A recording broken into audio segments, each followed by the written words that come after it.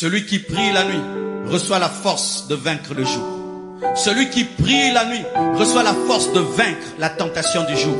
Celui qui prie la nuit reçoit les stratégies de Dieu pour déjouer les stratégies du diable. Celui qui prie la nuit reçoit la haine du péché pour vaincre le péché qui viendra demain. Celui qui prie la nuit reçoit l'énergie spirituelle pour dire non à la tentation. Celui qui prie la nuit reçoit la capacité de dominer les démons qui se présenteront le jour. Celui qui prie la nuit reçoit la capacité de conserver ce que Dieu lui a donné.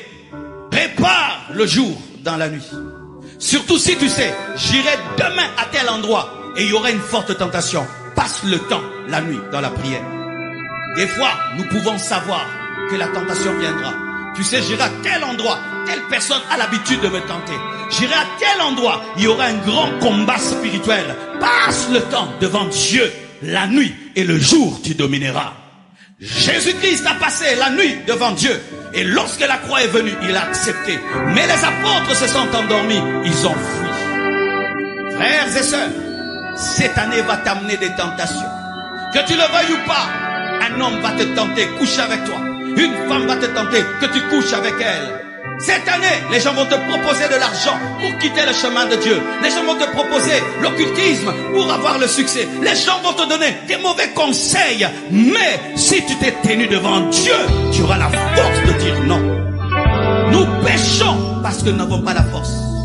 Nous péchons parce que nous n'avons pas téléchargé l'énergie spirituelle pour dire non. C'est comme un téléphone, s'il n'est pas chargé, même s'il a des bonnes applications, les bonnes applications ne vont pas agir. Et si tu n'as pas rechargé ton esprit, même si tu as la bonne volonté, tu vas tomber. Les gens qui tombent, ils ne veulent pas, mais ils tombent. C'est parce que sa volonté n'a pas la force. Cette année, je connais des enfants de Dieu qui ont commis des abominations. Cette année, je connais des bons frères en Christ qui ont commis des choses, qui ont blessé notre cœur.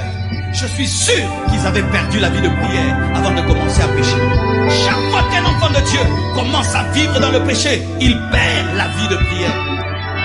Mais je te donne ce secret. Tu sais que demain tu auras une tentation. Passe la nuit dans la prière. Par rapport à cette tentation, présente-la devant Dieu. Lorsque tu iras, tu seras vacciné. Jésus dit, veillez et priez. Veillez et priez.